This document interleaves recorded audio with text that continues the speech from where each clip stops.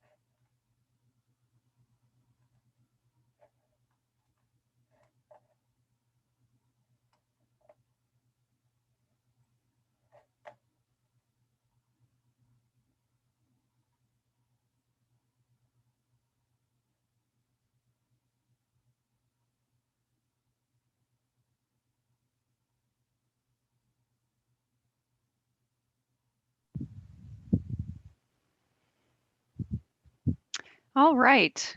Hello, everybody. Nice to see you. Good afternoon. And I'm Kate Bowditch from Greenbelt.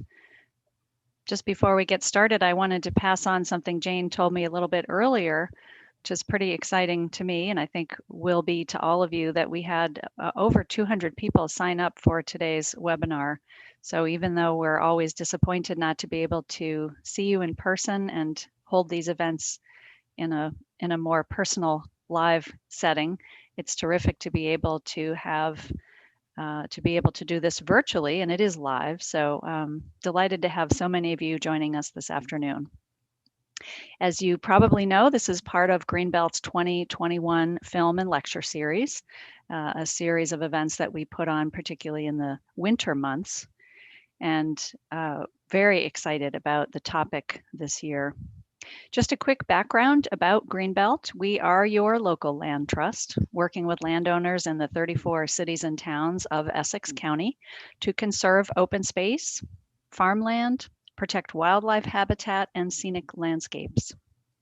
Our work protects native plants, animals, natural corridors, ensures a healthy food supply, maintains clean water, creates free and accessible places for outdoor recreation and the enjoyment of nature, and helps us address a changing climate.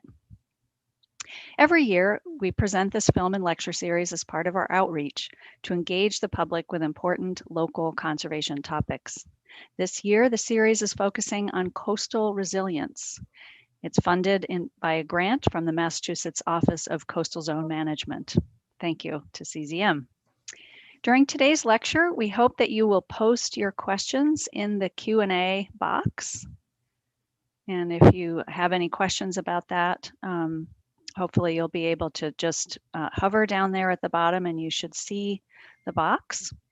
If you have technical difficulties, you can also post your comments down there and Jane will work with you to solve them. Feel free to also use the chat function if you would like to post questions or discuss things amongst yourselves. We're thrilled today to present climate change and wildlife along our coasts with Nancy Powell. Hi, Nancy. Hi. Nancy has been a wildlife biologist at the Parker River National Wildlife Refuge on Plum Island for 18 years. She holds a Bachelor of Science from Cornell University, also my alma mater. And her previous jobs with the U.S. Fish and Wildlife Service included recovering endangered species in California and adding lands to the refuge system from Maine to West Virginia. Nancy enjoys working across properties and boundaries to maximize the benefits to species conservation. Her biggest challenge today is understanding the rapidly changing ecosystem and the wildlife she's managing. She's focused on figuring out how to make the refuge's coastal habitats more resilient to climate change and how to work collaboratively with local communities toward that common goal. Welcome, Nancy, and thanks for being here. Thank you, Kate. And thank you, Jane, so much for setting this up and for inviting me to give this presentation. So let me just see if I can make this seamless. Can you guys, hold on. Can you guys see my screen now? Okay, great. So yeah, hi, welcome everyone. I'm kind of sad that I can't see your faces, but maybe afterwards when the presentation is done during question and answer session, I get to see some faces. And as Kate mentioned, Jane has agreed to monitor the chat box. So if you have any questions during the presentation, please feel free to ask along the way. And Jane will bring up any that's relevant, and we'll wait to the end for additional questions and answers as well. We have a request right now if you could speak a little more loudly. Okay, I will try, and I might actually, this is the technology at work, right? See if I plug in my speaker. Can you guys hear me better now? Okay, great. Thank you for that. So when Jane reached out and asked me to speak on this topic of coastal wildlife and climate change, I wasn't sure if I was really an expert, but I thought I guess I knew enough about how climate change was impacting wildlife, at least along the Northeast coast. So I told her I would mostly speak on that. And I will be bringing in some more general overtopping impacts as well as background. So we're gonna get started on that. So when we're thinking about climate change, we have to think about the types of impacts and how those impacts are affecting wildlife. So there's a bunch of different categories of how things have changed with climate change. One is temperature, just global temperature, average temperatures. Another one is increasing storm frequency and storm intensity, as you can see this picture from Plum Island. I tend to put sea level rise and flooding out of storm intensity because they do have different impacts on wildlife. Another one is extreme weather, and in our local area that tend to manifest itself as big rain events, precipitation events, as demonstrated by this great photo that was taken by Ipswich River Watershed Association. And then especially with wildlife, one of the impacts we think about is the biological rhythms and whether or not they will stay in sync as things change with climate change. So I'm gonna start with temperature. The climate scientists have been monitoring for a while, and the data is pretty clear that on average, the temperatures have been increasing. There's a lot of variation from year to year, and sometimes it feels like day to day, but temperatures are definitely getting warmer. And this is not true only of air temperature, but for those of us on the coast, this is also true of ocean temperatures, which actually have a larger impact for the wildlife along the coast. So where we live in the Gulf of Maine, the temperatures in the Gulf of Maine watershed is actually warming faster than 99% of all the oceans. We're the top 1% in terms of the degree of increasing temperatures. And the reason for that can be, it is rooted in our geography. So the Gulf of Maine, as you can see, is this little basin surrounded by Bay of Fundy, Nova Scotia, Cape Cod, and Georgia's Bank off the shore. So we are basically this shallow basin. And we do get two currents, one from Greenland, so the cold water from Greenland, as well as the warmer water from the south. And as the ice sheets in Greenland melts, that actually changes the amount of cold water we're getting from up north. So the temperatures can fluctuate quite rapidly in the Gulf of Maine. And because of those recent temperature fluctuations, some of our species were already seeing a change in population levels. So, the classic New England dinner is cod and lobster, right? Those two iconic species have actually been on the decline in recent years because of warming temperatures.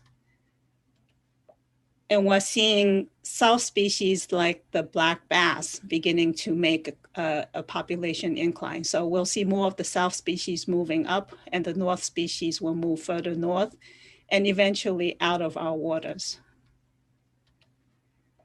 So a little bit closer to shore, in the coastal communities, one of the classic wintertime pastimes was ice fishing for rainbow smelt. The ice shacks that you see on the left there was something that dotted the landscape for hundreds of years. And this is something that's rarely seen in Massachusetts right now, and even in Maine and New Hampshire, as the rivers are no longer freezing sufficiently to support ice fishing in those shacks. And the populations of rainbow smelt have been declining. This is an activity that's definitely disappearing from our landscape.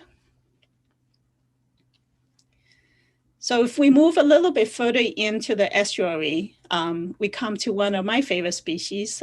This little crab in the photo is a fiddler crab.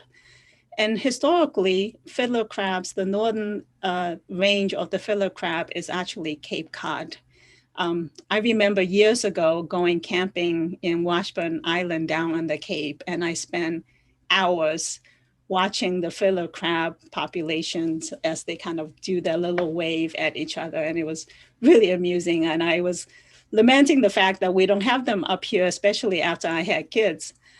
Well, some years ago, Dave Johnson from the Plum Island Estuary LTER actually found fiddler crabs in the marshes up here in Plum Island.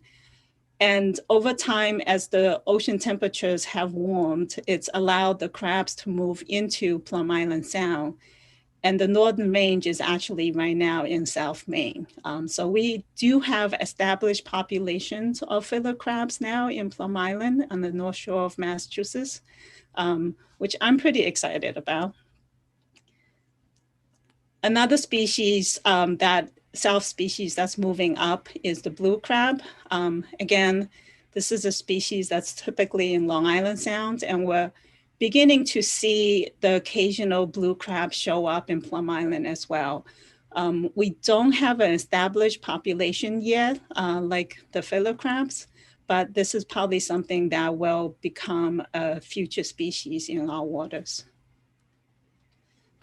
With the warming ocean temperatures, unfortunately, one of the things that will also increase in numbers is the invasive crabs. So your green crabs and your Asiatic crabs, they'll have better survival with the warmer temperatures, and we're probably going to get more of those populations as well. One species that we don't typically see up here in northern Massachusetts is sea turtles. So this is a green sea turtle that was actually found on Plum Island in October of 2019. And again, with the warming temperatures, this is turtle strandings are happening more often. They're typically reported from Cape Cod. And what happens is these sea turtles just follow the warm currents and they just keep swimming north.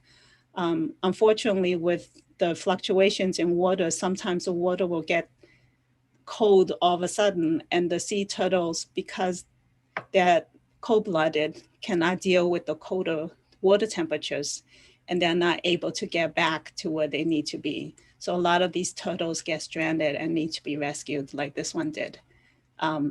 So, this was probably the first one in decades on the North Shore of Massachusetts, but again, we might be seeing more of these kind of south species coming north. Right now, a little bit stranded like the turtle, but eventually the range might expand further north. So if we move a little bit further inland, the change in fish populations in the ocean can actually have some serious impacts on species that nest on land.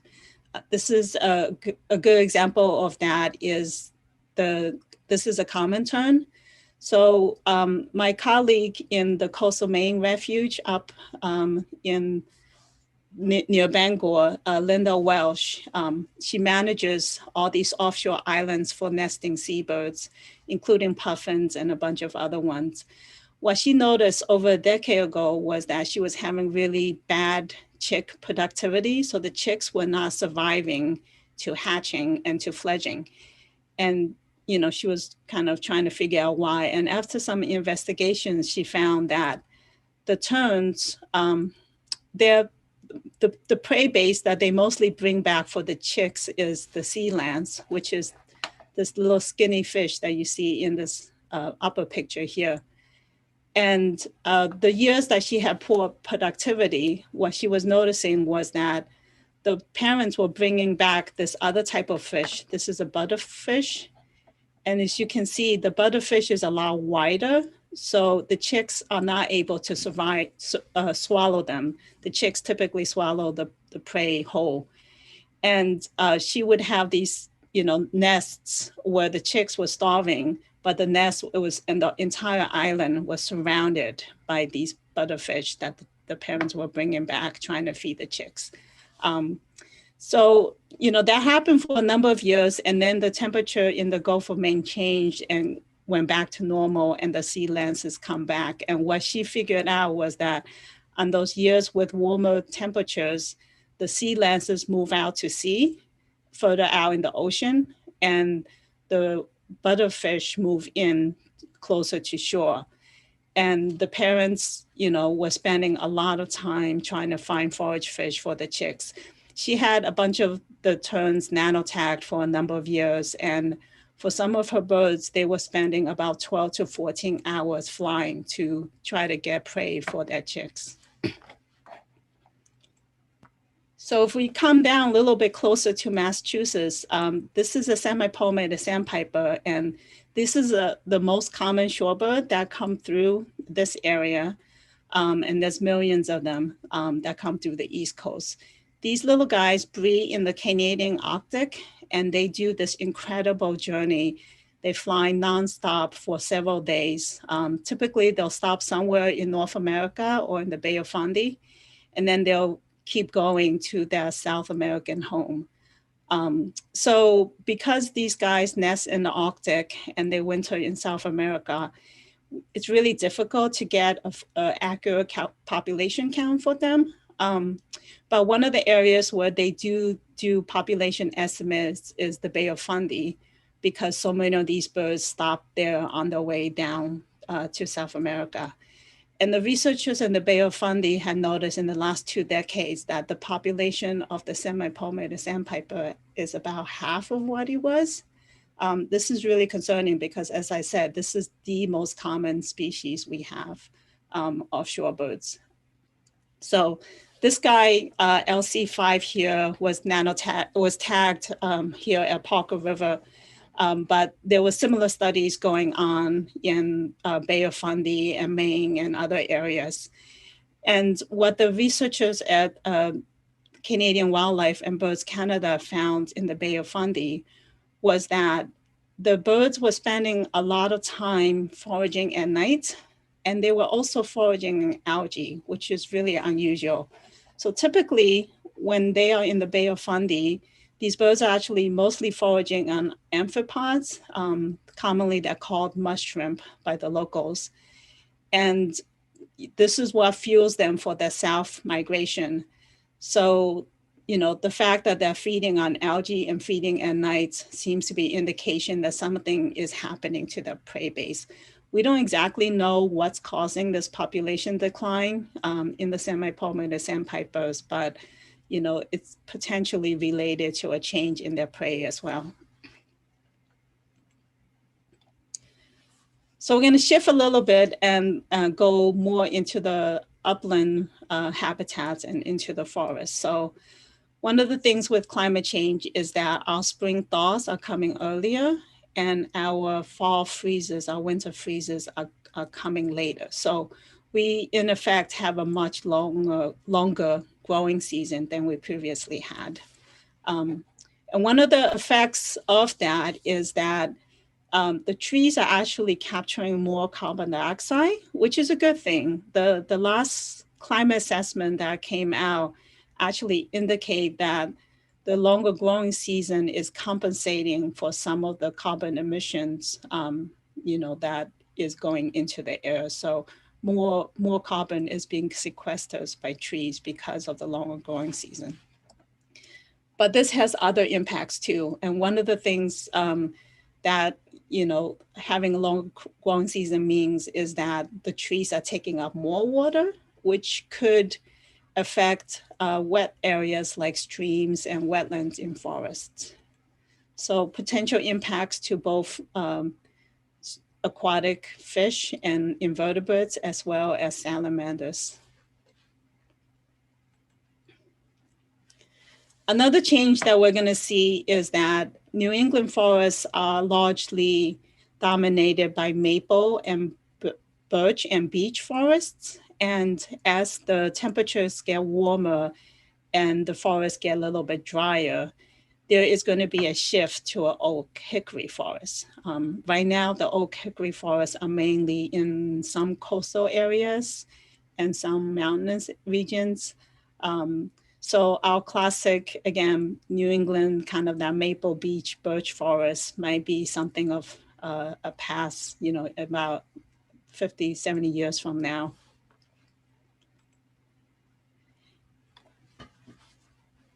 Another effect is that we will have a shift in the type of birds that we will be seeing.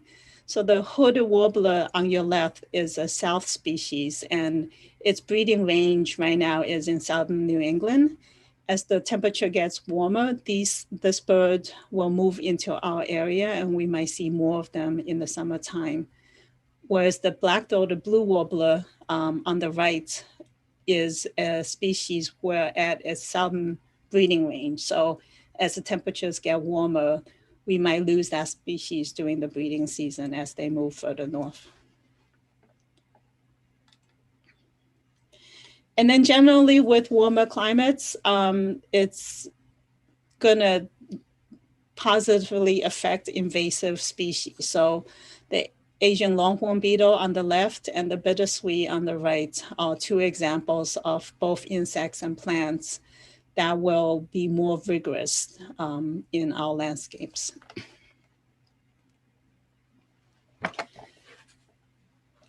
So talking a little bit about phenology. So phenology is the timing of biological activities, the annual rhythm. One of the coolest sights we see here on Plum Island is in August, when we have hundreds of thousands of tree swallows that gather.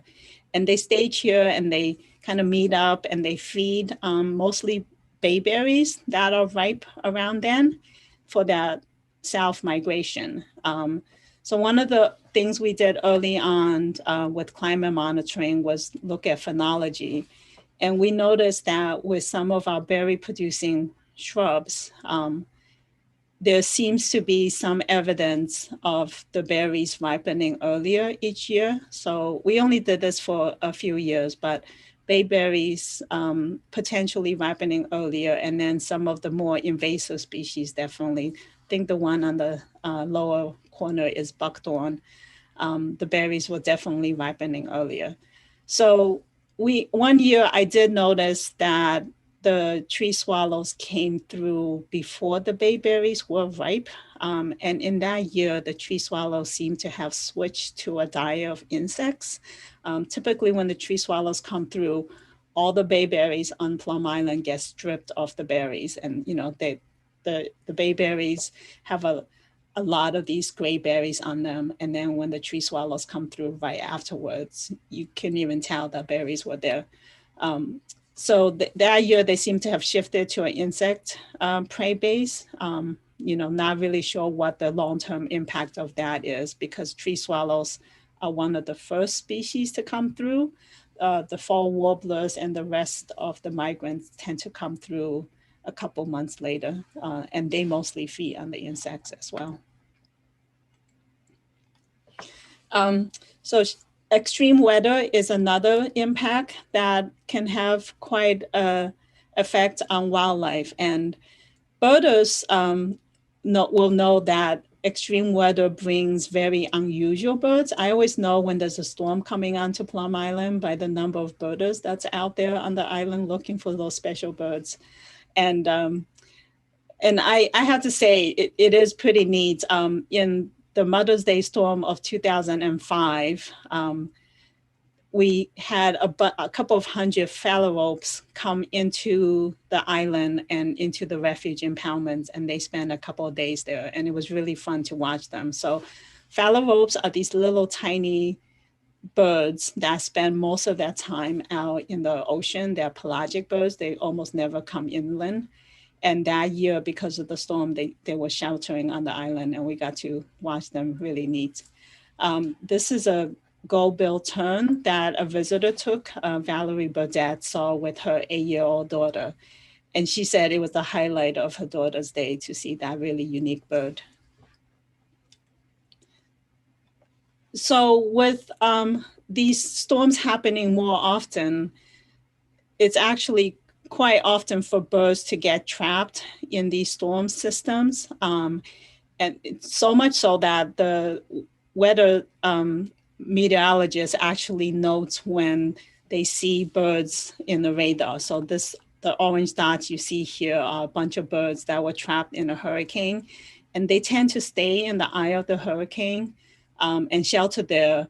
But then when the hurricane's over, they're usually a couple of hundred to a couple of thousand miles off course, and they have to get back to wherever they were going. And we are seeing, that along Plum Island too. In recent years, we seem to have seen more stranded northern gannets and other pelagic birds washing up onto our beaches. Another effect of extreme weather, the other side, is drought. And we're not seeing a lot of wildfires yet. We hear a lot about wildfires further west, but this is something that I think we need to be watching out for as our habitat gets drier. Fire danger is going to be something we have to watch out for. Luckily, wildlife adapt to fire pretty well, but with our New England landscape being so developed, this is definitely going to be a risk to our infrastructure and something we need to really think about. So I'm going to shift gears a little bit and kind of focus on the impacts to the barrier island, which Plum Island is part of. So I'll focus initially on the beach and the dunes, or the four dunes. So, I think this has been in the news a lot. We know that storms can do some serious damage on beachfronts, especially where there's homes involved. And there's plenty of news stories from recent years to show that. On the Refuge, we've definitely seen more change on our beach. And the only infrastructure we have on the Refuge is the stairs that allow visitors to go down to the beach. And a lot of our stairs have been damaged and have to be replaced after some storms.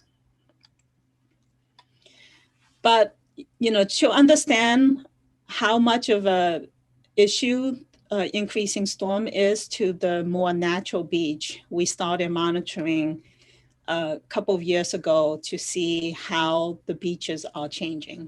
So one of the monitoring protocols we established was a high tide line monitoring. So we basically either walk or use an ATV to GPS this high tide line. And then after we do it a number of years, you get these GIS lines like this in the sand.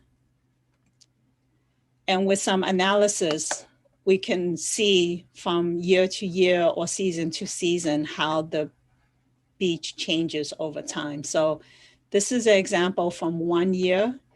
And if we do a spring survey and a fall survey, we can see that in the summer seasons, the beach is generally accreting here. And then in the stormy winter seasons, we're losing beach. So red is showing lost. And then from spring of 2013 to spring of 2014, that year, we had a pretty big loss beach habitat on Plum Island that year. But if we repeat this over time, the data actually shows not really a westward moving trend, but just a lot of fluctuations. So, in the year 2012 seems to be a year where we gained beach, 2013 lost some beach, and back and forward. So it's not so much that the beach is always moving westwards, but there's a lot more fluctuations, it seems. Another thing we wanted to look at was whether or not this impact was also on the dunes and to get a more complete picture of what's happening on the beach. So we do that by doing beach profiles surveys, which we walk this transect from the road all the way down to the beach, taking elevation data. And we use this high precision GPS unit to do that. We have a bunch of these transects established on the island, and this is just one example. So a few years of data has shown that basically west of the 4 dunes here, it's pretty stable. So these habitats aren't really changing much. Our maritime shrubs, our dunes, even the 4 dune isn't really changing that much. Although I will say that a couple of storms have created overwash areas. So things like cranberry bogs and vernal pools might become more frequent and get more disturbance, which is necessary to maintain them. And similarly, along the 4 dunes, even though the elevation hasn't changed much, the storms have washed over the 4 dunes, setting back vegetation and creating these open areas of more sparse vegetation. But the main change that we've been seeing is from the 4 dune forward. You can see by these lines over the years that there's just generally a lot of change and reworking of that 4 dune to the mean low water line. So what does this mean for the wildlife that use the beach? So to think about that, we have to think about how most of the wildlife is using the beach. And we have a couple of examples. So the most well-known is the piping plover, obviously, that nests here in the summer. And the least tern could be another bird that uses that. So for the piping plover, what they need are kind of sparse beach areas that are not flooded during a monthly tide. So they need kind of this upper beach area that doesn't get flooded by the daily tide. And then they also need foraging areas. So they forage mostly in these rack lines and in these intertidal zones. And all the shorebirds that come through Plum Island, they use these intertidal zones for foraging, but they also use this upper beach for roosting. That's when they're resting up from their long migration.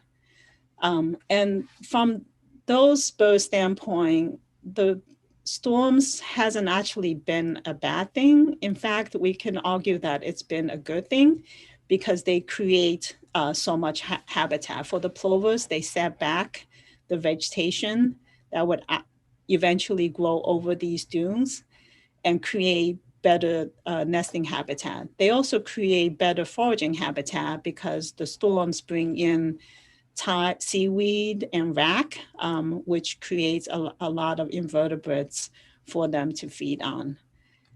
And we can see that really well when we look at the piping plover nesting numbers over the years on Plum Island. So the red line is the number of nesting pairs. And in the most recent years, we've had around 50 pairs of nesting piping plovers and 6 miles of beach. That's a lot. That's the highest density, I think, along the Atlantic coast in the entire range of piping plovers. So, and I think that mostly it's because on the Refuge, we've been able to allow the beach to be more dynamic and to change with the storms. And that's created much higher quality habitat. The Refuge also closes our beach in the summers, and that reduces the disturbance from humans, which also helps to increase that population number.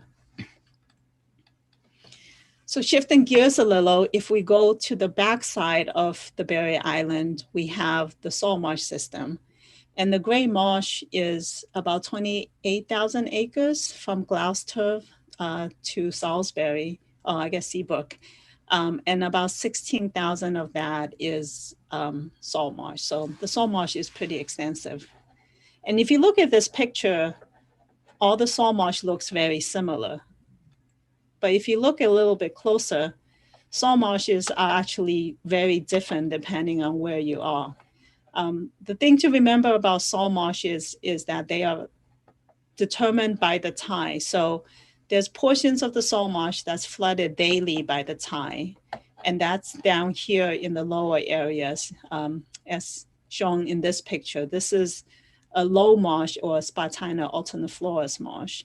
These areas are flooded daily by the tides. And then you have areas that's flooded roughly once a month by the tides. And these are what we call high marsh areas, mostly dominated by Spartina patens. And you also have pools and pans in these high marsh areas. Hey, Nancy. There's a quick question. Someone was wondering if we could go back to that first salt marsh picture. I think it was Yes. a big overhead view. This one? I think the one before this. This one? Yeah. Yeah, sorry, I think mine's a little delayed. Yeah. Where is this? Do you know? Is this Cox Reservation? I do not know. I think I pulled this out of 8 Towns in the Bay. I'm guessing it's Essex, but I'm not positive. Yeah, I think so, because I think that's Hog Island in the distance there, and the Essex River with the boats on it. Yeah, I think these were some of the aerial photos. I don't know if Peter Phippen or some of the others took these photos, but I like them. Awesome. All right. Well, I hope that was the one that the person wanted to see. So thank you for going back real quick. Sure. So the thing to remember about salt marshes is that salt marshes are living systems. So unlike uplands and human infrastructure, where with the rising sea levels, it's kind of like a bathtub, the water rises and it floods. Salt marshes actually have the capability of keeping up with sea level rise. They can actually grow in elevation and they can move. And they do that mainly in 2 ways. So the plants that grow in the salt marsh, as the flooding increases, some of them can actually grow faster and put on more biomass. And as they do that, they trap more sediment that's in the water and they turn that into peat. So that's one way where they can grow in elevation. And as the water comes in, the marsh plants that's on the upland edge could also migrate and move upwards. So that's called marsh migration, where they actually take over adjacent wetlands as long as the elevation is more gradual and there's nothing like a seawall or something like that that's stopping it. An important component of the marsh ability to keep up with sea level rise is sediment. So one of the things that happens with storms and sea level rise is that the edges will actually get eroded. And that is important, and we need to allow some of that to happen because this is the sediment that actually gets brought up into the marsh surface so that the entire marsh can keep up with sea level rise. So one of the questions we had early on was whether, with sea level rise, whether all marshes will keep up with it. And we installed these instruments called sediment elevation tables. And there's a middle rod that goes all the way down to bedrock so that it doesn't move. And then we use these series of pins to try to get a elevation relief, almost a mold of the marsh area to get an average elevation. We also put down these marker horizons to see how much is new sediment being added versus anything that's happening in the root mass. So after monitoring these for a while, we noticed that for the most part, our marshes were keeping up with sea level rise. But then something happened in 2012 and we saw this split in a couple of our sites it really took off in accretion, and a couple of our sites, it looks like they weren't doing as well. So the Plum Island LTER also have these SAS stations, and they were able to analyze their data. And what they found kind of parallel what we found, except they were able to put a more complete picture on it. And what they found is the type of marsh and where it sits in the elevation platform affects whether or not it's able to keep up with sea level rise. So the higher elevation marshes, over here, the high marsh, the Spartina alterniflora marshes, they sit higher up, they don't get flooded as often. They have lower accretion than the Spartina alterniflora, these marshes at lower elevations that's flooded daily.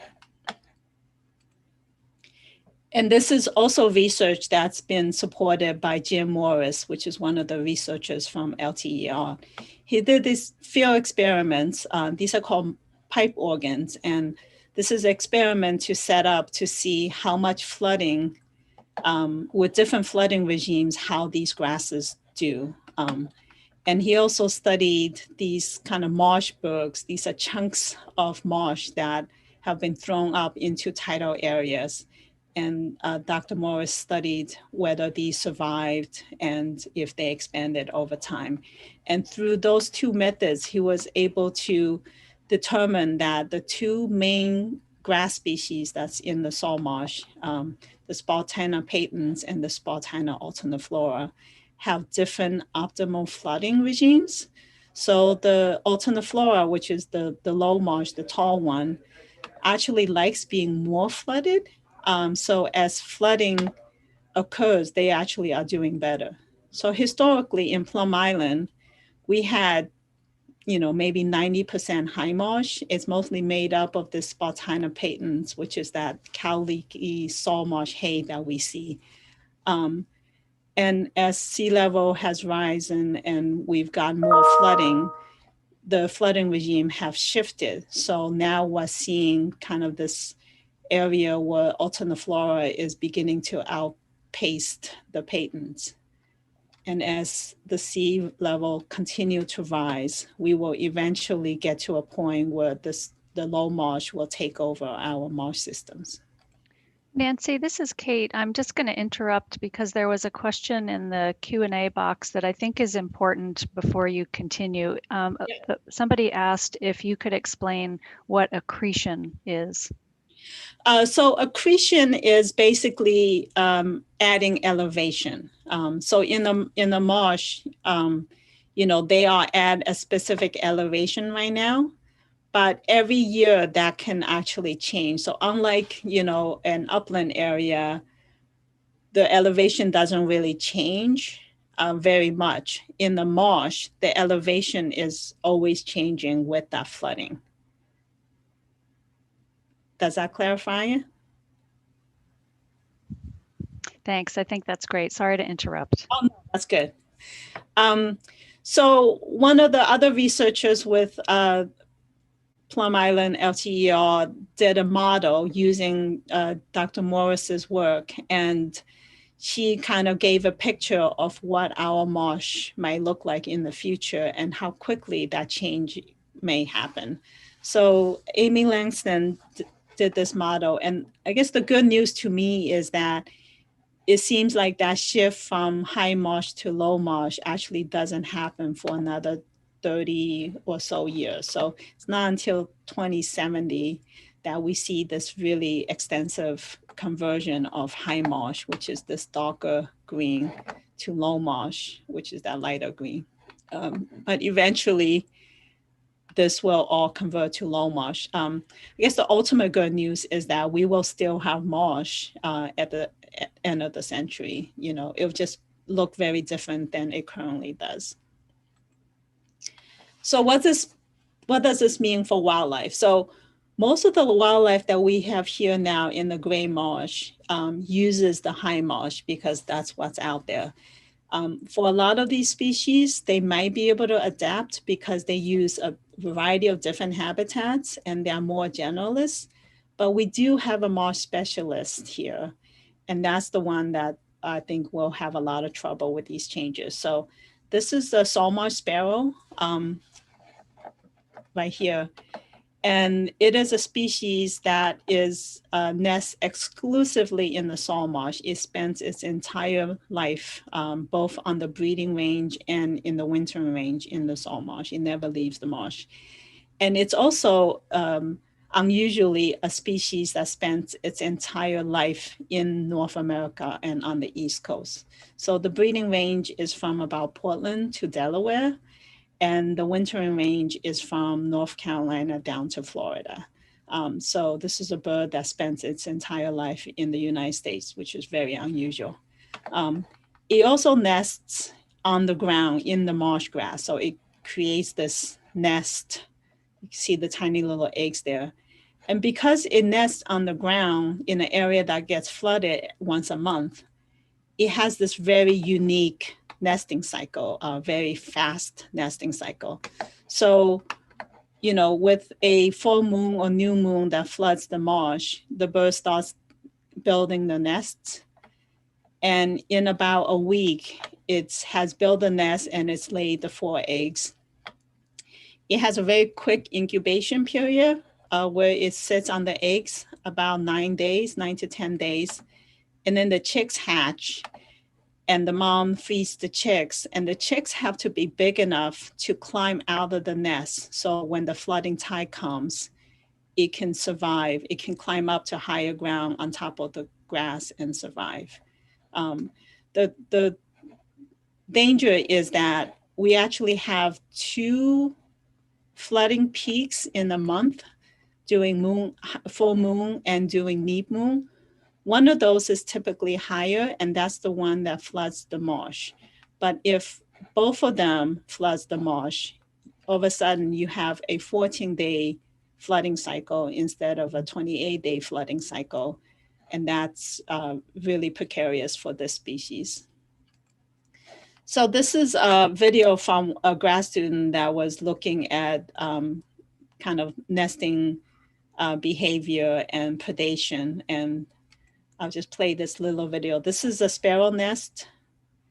And as you can see, the tide has come in and the eggs are floating in the water. And this is actually okay because the eggs, as long as they don't flood away, I don't know if you can, as long as they don't, oh, I'm trying to go back. So I'll play this again. But at the end, you'll see that the mom comes back. That's that little bird that's sitting on it. And she warms up the eggs again. So as long as the eggs don't flow away, mom will actually warm up the eggs. But if they flood while in the nestling period, as this picture here, the nestling won't survive if they cannot climb out of the nest. And you can see that this egg has flooded out and they won't put the egg back once it gets flooded out. So the concerning thing about the sparrow is that they don't just need high marsh, they actually need a specific type of high marsh.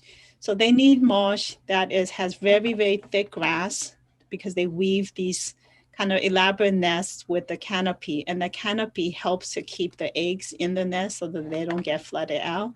It also hides the nest from predators. So as the marsh gets wetter, we're seeing that the marsh grass is actually getting sparser, and that's making the habitat a little bit more unsuitable for them. So if we go back to Amy Langston's model, she's predicting that shift, we're beginning to losing high marsh kind of starting 2040, 45, and we cross in about 2070. Unfortunately for the sparrow, we don't have that much time. The population of the salt marsh sparrow has been declining about 9% per year throughout its range.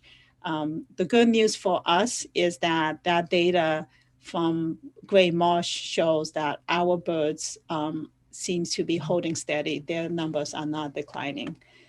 So this is a regional conservation plan that just came out for the salt marsh sparrow. And the goal is to try to change that population trend in about 10 years. By 2030, we need to switch this around Otherwise, this trajectory will lead to extinction. Nancy, are the sparrows doing anything to change? Are they trying to build their nests higher in the grass or anything like that? We have a question from the audience. There are some evidence of that in some of from New York and some of the South areas. They have found nests in higher Spartina alterniflora taller form. I think there's still a question of whether or not those nests are successful. So that's still a question to be investigated if they have enough plasticity to adapt to a completely different habitat. So, the big question is, what can we do against this seemingly natural event of sea level rise? It seems to be such a big, big issue, right? But once we look a little bit closer, I think what we're realizing is that our marshes are not as pristine as we thought. We all see these ditches out there from the mosquito control era, and even the era after the depressions of the WPA, where they were digging some ditches. So we know that it has been altered. Some of our colleagues, by looking through kind of historical journals and reading the landscape, have also realized that the couple of 100 years of salt marsh haying that we've had in the area and all throughout the coast, actually, there's a lot more infrastructure to support that salt marsh haying than we previously thought. This is an illustration from a book from Canada, Maritime Canada. And so this is a ditch, which we still see today. But along with these ditches, the farmers actually also build these berms and dikes out there, as well as little culverts. So there's actually a lot more infrastructure in our marsh. We just weren't trained to see them. And now we're beginning to see some of that. So now, with that understanding of history, when we see pictures like this of inundation and conversion, we can actually see some of the infrastructure, human infrastructure that's causing that. And we've been working on some techniques to help alleviate that flooding. And so these are a bunch of different techniques that's been tested on the Refuge and in other areas with partners. So on this right here, this is creating a baby creek called a runnel to help drain this large pool area. This machine is going through a berm that was constructed for mosquito control, again, to address these open water pool areas that were artificially created. And this one I really like. Oh, hold on. Let me see if I can get that to work. This is a replicate pea cutter from the mosquito control days. And this is cutting through pea, and again, allowing that ebb tide to come back out of the marsh so that it's not impounded into the marsh.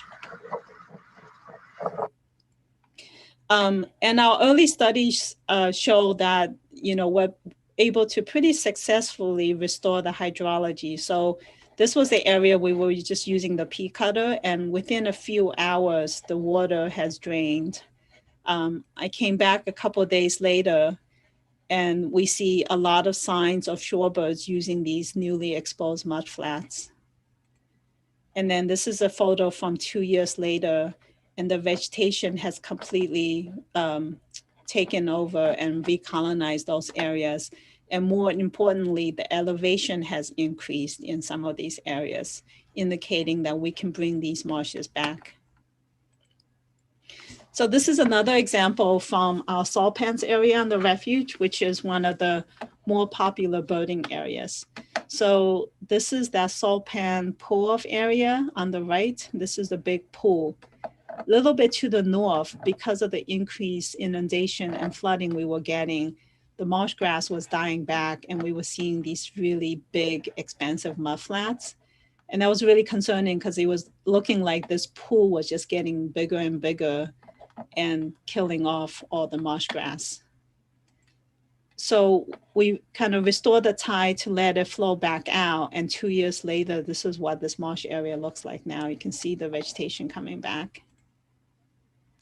We were also able to kind of restore the hydrology of the big salt pan. So some of the birders had come to us a few years ago and was remarking that, this area that used to be really good for shorebirds seems to be only supporting ducks in more recent years. So when we did this restoration project, what this did was it actually changed the hydrology in the salt pans so that now on the monthly lunar cycle, a couple of days out of the month, it actually gets exposed mudflats on the ebb tide cycle. And then this whole area gets flooded on that flood cycle. So you can see a bunch of shorebirds now using the newly exposed salt mats and some vegetation coming into the edges and recolonizing some of that. I won't go into details, but some of the other techniques that we've tried and we are going to be scaling up in the next couple of years is reducing the number of ditches that's out there.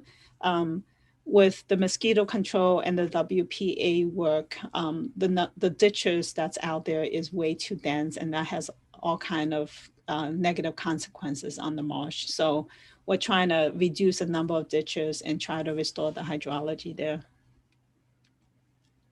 Another thing we've tried last year was to see if we can take some of the sediment that we're removing to restore hydrology and do something positive with them.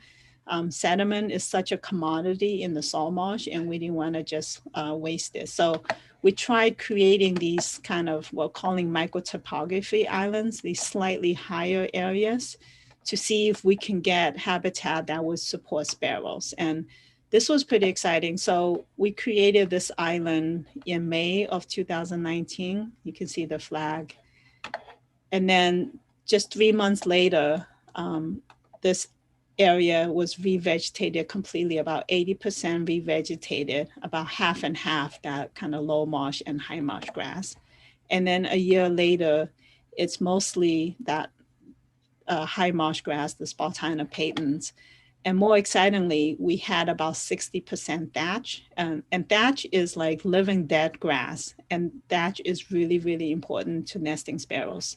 So we were pretty excited that we were able to create the habitat conditions that sparrows need for nesting.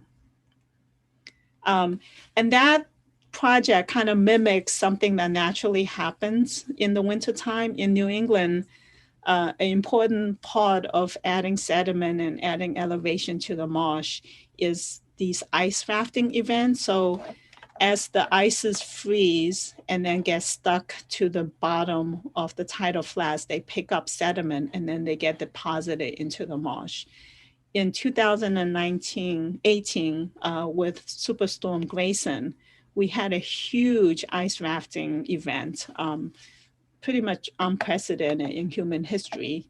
And we had about 12 years worth of sediment deposited all over the Plum Island estuary. So this is a map that was created by Boston University, Duncan Fitzgerald's lab. And you can see all the red dots are where sediment was deposited. So this was pretty exciting that, the nature is seemingly adapting as well. Another example of nature being a little bit resilient and adapting is that, we're seeing all these big pools forming and they're getting bigger. And while we're restoring some of them and restoring the hydrology, nature seems to be doing some of that in some situations. And we do have instances of some of these pools bleaching on their own. And we're continuing to monitor that to see how that's going. And then as somebody asked, the wildlife itself seems to have some resiliency and some plasticity. I think that is really encouraging. So there's evidence of sparrows nesting in taller vegetation, of shorebirds going to different staging areas as they lose some others. We don't know how much of that, if that's sufficient for all the threats that's on these species, but it is encouraging that nature seems to be more resilient than we initially thought.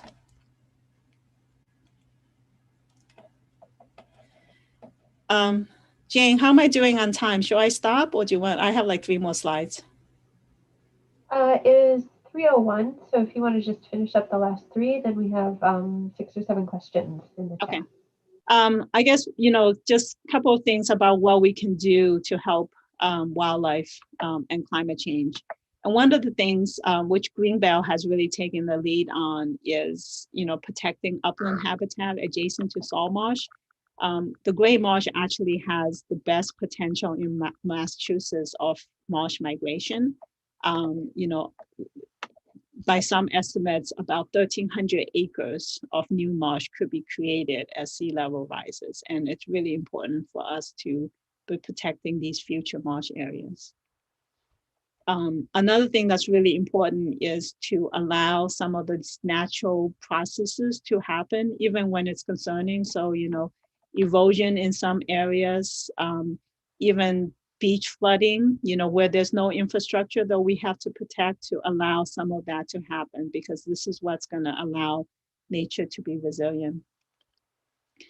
And then closer to home, there's a lot of landscaping you can do to provide habitat for wildlife, because as they get threatened more, they're going to need a lot of more of these stepping stones and refuge in order to survive. So there's a lot you can do in your own backyard. And I'll stop there. Oh, it's wonderful. Thank you so much, Nancy. We do have a couple questions here. A couple about what people used to do with the marsh. So those berms and ditches that you talked about that people used to make for mosquito control, did they actually control mosquitoes and greenheads? So the ditches were mostly put in for mosquito control, and the idea was to dry out the marsh a little bit so the mosquitoes wouldn't breed. What they did find was that it dried out a portion of the marsh, but it also left other portions that weren't draining. And there was these small pool areas that were forming that was breeding mosquitoes, but wasn't supporting fish populations that would eat the mosquito larvae. So mosquito control actually shifted strategy in the 1960s and 70s, and they started using biological control, where they actually started trying to put water back in the marsh. I won't go into details about some of the issues we're finding out with those now, but they recognize that you couldn't really just drain a marsh because it created these isolated areas. The berms I talked about were more from the salt haying days.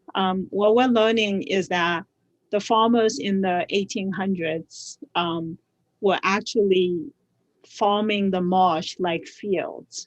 So they were actually creating cells of fields separated by these dikes, and they were using the tidal water. They actually understood the tides really, really well, and they had these elaborate systems in place that as the tide come in, they would use these dikes to try to promote species that they liked. So the salt marsh hays, or on the upland edges, they were actually making the marsh a little bit fresher so they could plant things like timothy grass or even sugar beets into the upland edges of the salt marsh.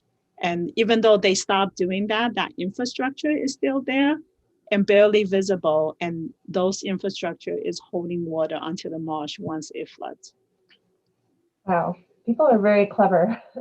Is salt marsh haying still going on? It is. There's a couple of farmers that still do so much haying, and that it is, and we do work with them. It's a pretty neat practice that is continuing. Yeah.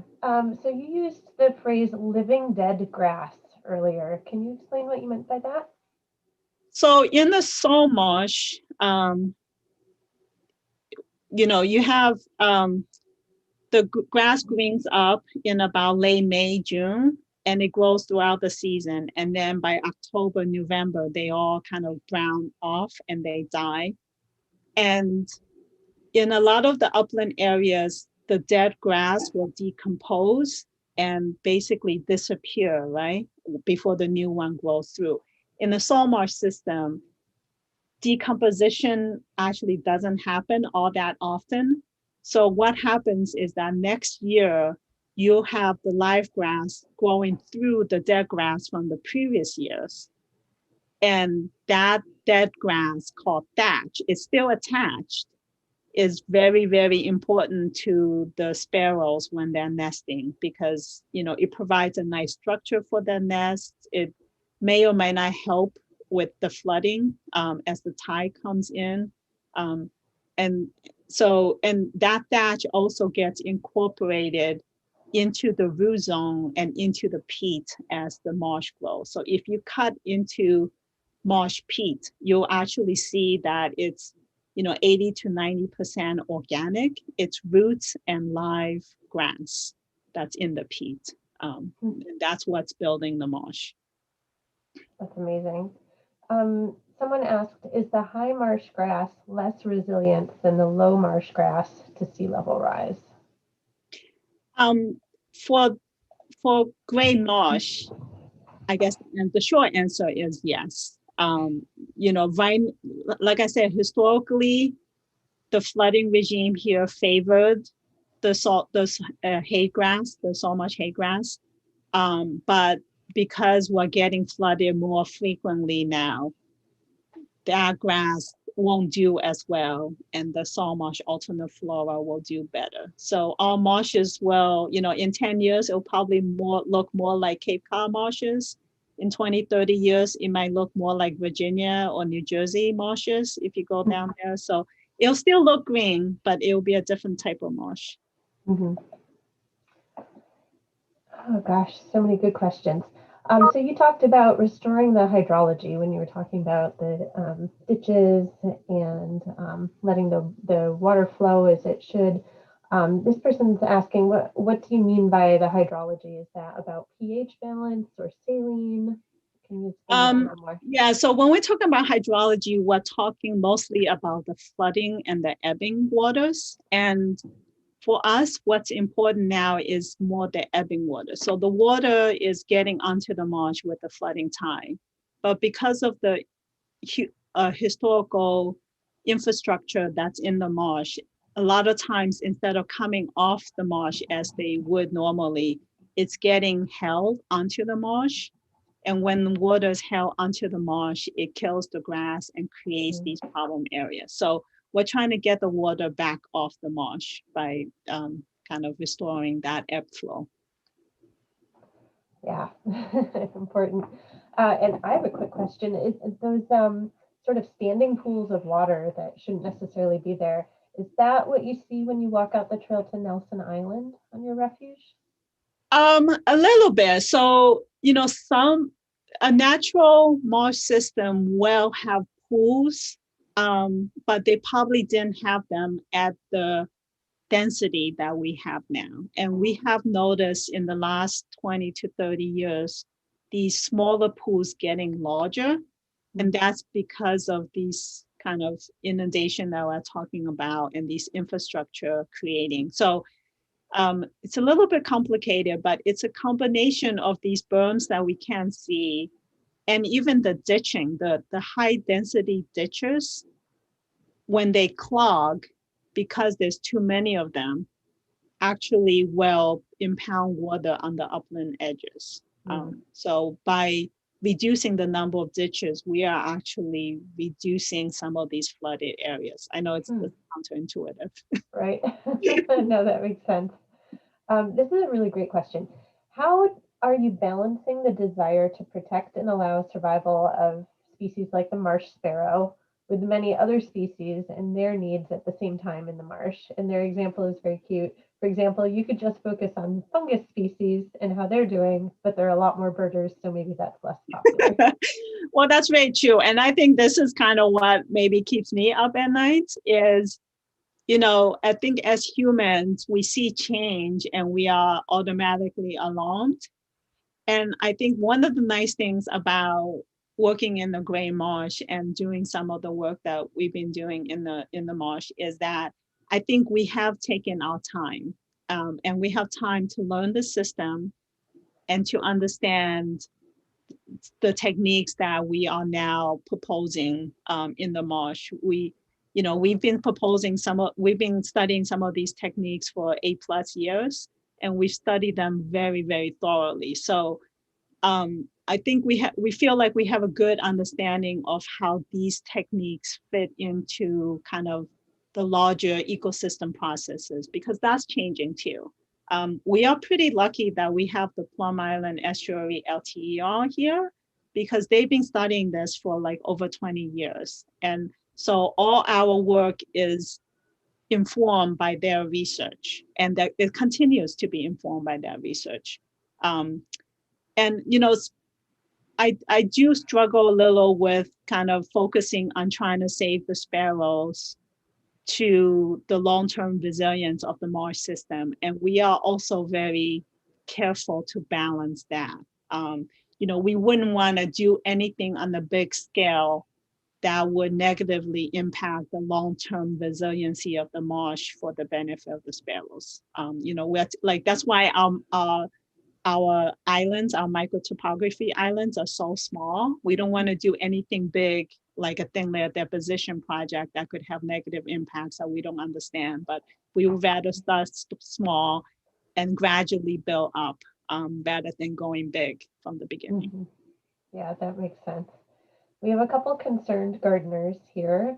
One would like to know if modern salt hay harvesting processes are as harmful, and if she should keep buying it for her garden, and or his. Sorry, I don't know who it is. And then the other one is, are there any best grasses that they can plant on coastal lands to help with the marsh expansion? So I'll take the first one. I think the jury is still on salt marsh haying.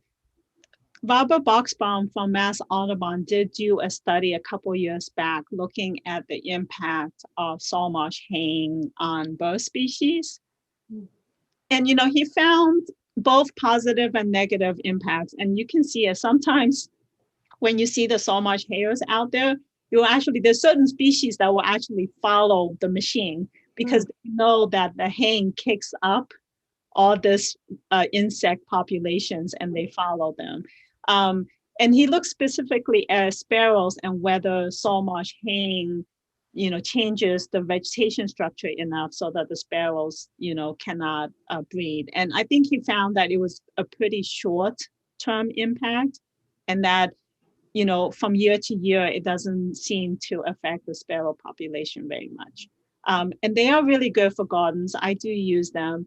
It's really one of the only weed-free hay that you can use as a mulch. And they do seem to provide a better boost to the vegetables than, the other hays that I've used in the past. The second one, can you remind me what the second question was? Yeah, are there any marsh grasses that people can plant that would be helpful to help along with marsh migration?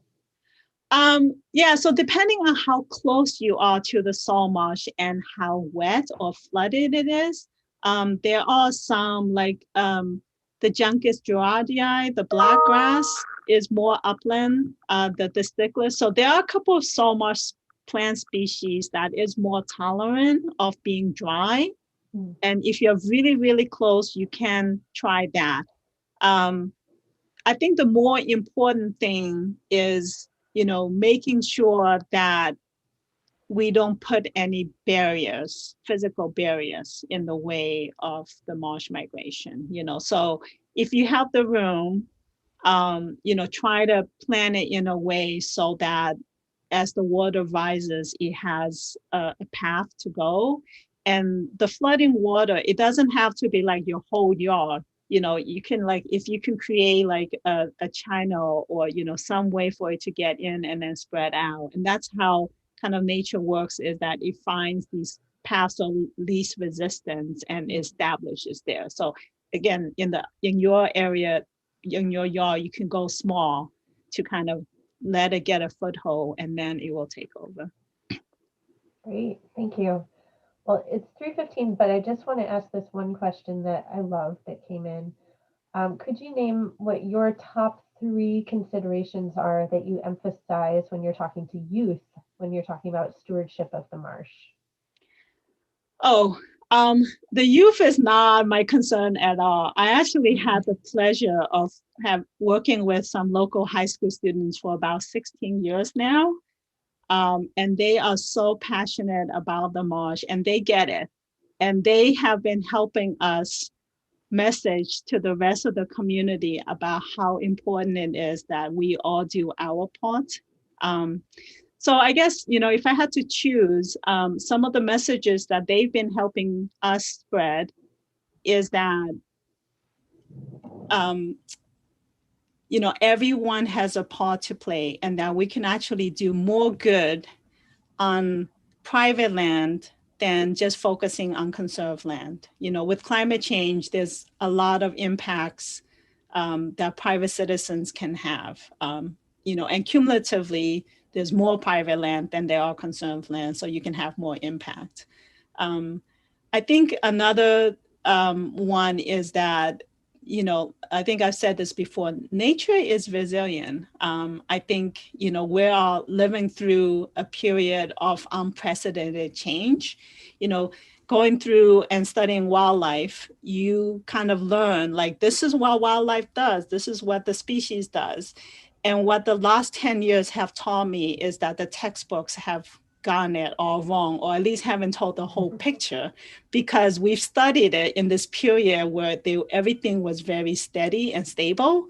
And now things are changing and we're seeing things we've never seen before, the textbooks never talk about. And I think some of that is really exciting, like that big deposition event that we saw. Like, these new things are happening in nature and we need to pay attention to those and learn lessons from it. I'll stop there. I don't know if there's three. That's great. And it's really good to hear that the young people you work with are so enthusiastic about it. Well, thank you so much, Nancy. That was incredibly informative and fun. If folks want to learn more, should they come to the Wildlife Refuge or visit your website? What should they do next?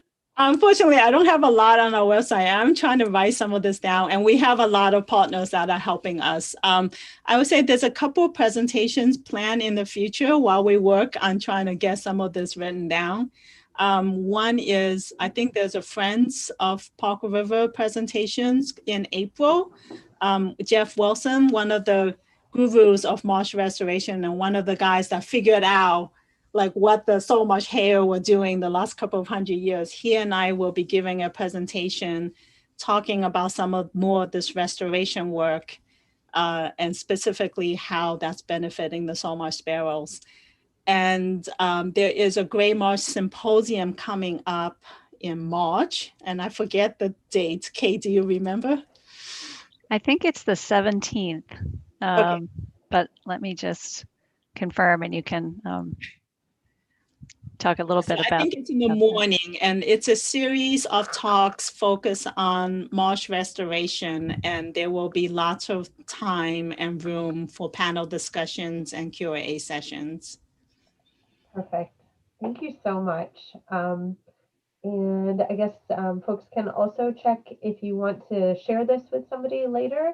We'll have the recording of this session up on ecga.org/past-events. And I'll send an email out to everybody with that link as well.